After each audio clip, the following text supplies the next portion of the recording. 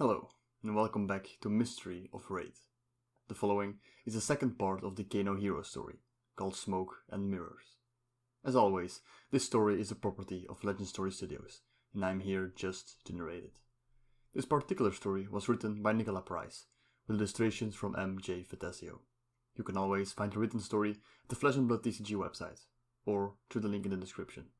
But now, please, enjoy Smoke and Mirrors. Across the rolling hills of Volcor, the earth was stained black with soot and ash. Lava rivers a smear of color against a dark landscape. Villages lay tucked between the rocky slopes, ruled by generals, their fate determined by the ebb and flow of battle. Step into any one of Volcor's villages and you'll find a hardy people, determined and headstrong, forged by the inhospitable environment they call home. Beyond them, the silhouette of Mount Volcor rises above the rocky slopes. A massive active volcano which can be seen from the furthest borders of the region. A plume of toxic smoke and poisonous gases rises into the air, painting the sky in shades of grey and blocking out the sun for months at a time. A path cut into the slope of the volcano leads to the Imperial Palace, an imposing structure carved from obsidian and stone. The palace extends deep below the earth, a massive network of underground halls providing a home to every member of the royal court. It stands apart from the villages far below, equal parts magnificent and formidable, separated from the rest of Volcor by a series of stone walls and grand gates. Within the palace walls, the hallways were bustling as servants began to prepare for the evening meal, young wizards making their way to and from various training exercises. Lengths of scarlet fabric hung from the ceiling, adding a vibrant splash of color to the stone halls, carved from the volcanic rock found throughout Volcor. The golden pink of rhyolite was streaked through the dark stone, revealed through cracks and fissures in the rock. In some places, the rock had been chiseled away to reveal pockets of pure rhyolite, providing a clear space for a sigil to be inscribed into the soft pink stone. Great golden lanterns illuminated the halls, casting everything they touched in a soft, warm glow. Crystals formed from molten magma radiated the warmth of the midday sun, chasing away the chill of the shadows. Soft woven mats lay underfoot, a sharp contrast to the unyielding stone beneath. Doorways were marked with finely painted screens, depicting scenes of Volcor's history, the emperors that came before, and the legendary dragon that gave life to the fires of Volcor.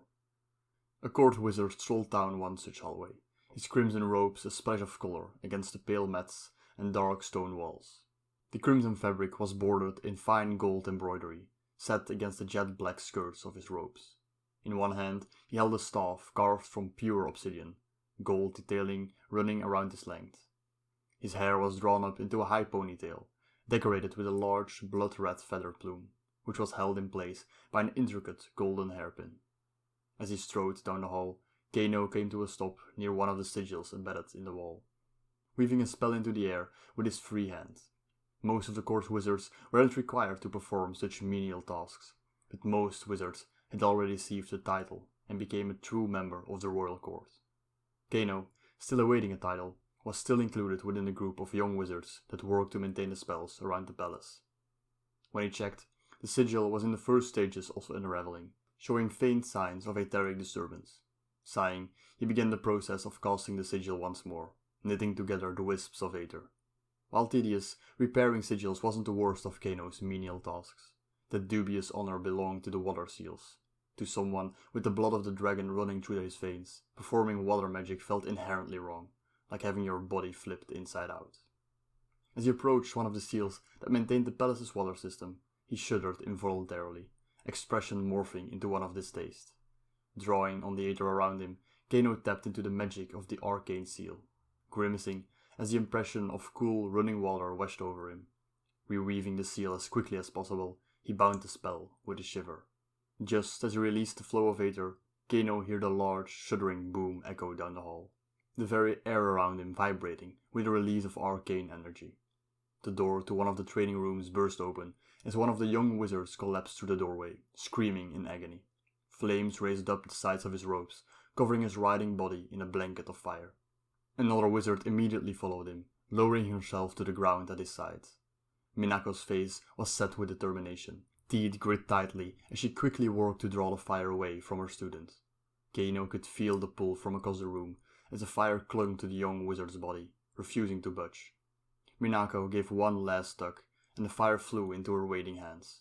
With a flourish, she stifled it between her palms, skin untouched by the heat of the flames. Next to her, the apprentice gave a strangled groan. In spite of her best efforts, the fire had burned through parts of his clothing, leaving the skin beneath a bright, searing red. Even at this distance, Kano could see that the edges of his burns were already beginning to peel. Two of the servants walking nearby immediately ran over, already hurrying to obey Minako's rapid-fire orders. As he watched, several more students emerged from the room, rushing to help their mentor. Third one this week. Kano turned to find the Lord Wizard Akihiko standing next to him, his expression unreadable. This is the second from among Minako's students. This has happened twice already? Akihiko nodded, jaw clenched. I don't recall anything like that happening in our class.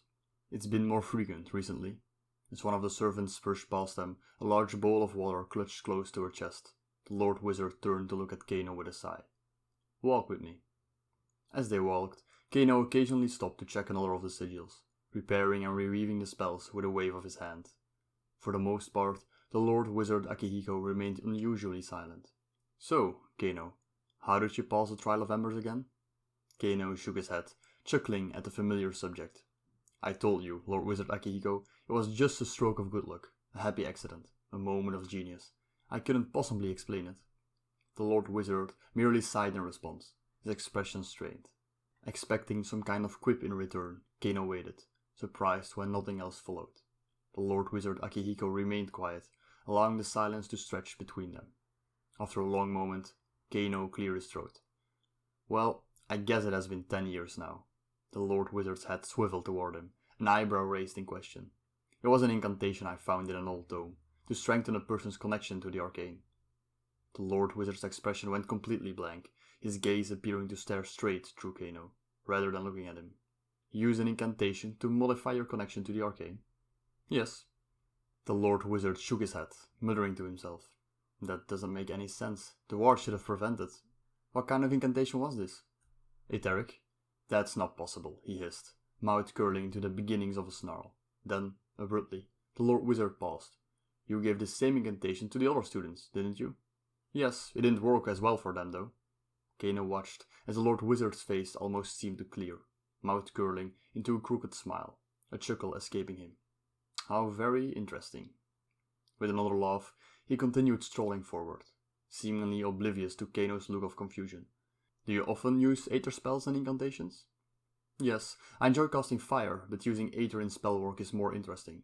I found some spells in an old tome, so I started teaching myself how to cast them, and then learned how to magnify my fire magic with Aether spells. Was it difficult? At first, yes. Kano hesitated, gesturing vaguely in the direction they'd come from, to the students who had collapsed to the ground in flames. I haven't told anyone this, but I've noticed something happening to the Aether recently. It feels wrong somehow, warped. I don't know how to explain it. I just can't shake this feeling that something big is going to happen.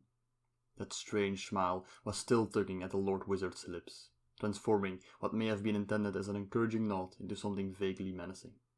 I understand, Kano. I've been getting that same exact feeling recently. The Lord Wizard paused, staring into the middle distance. We should go speak to the Chamber of the Dragon. They should hear this. Without waiting to hear Kano's reply, the Lord Wizard Akihiko began walking down the hallway, pausing only for long enough to check that Kano was following.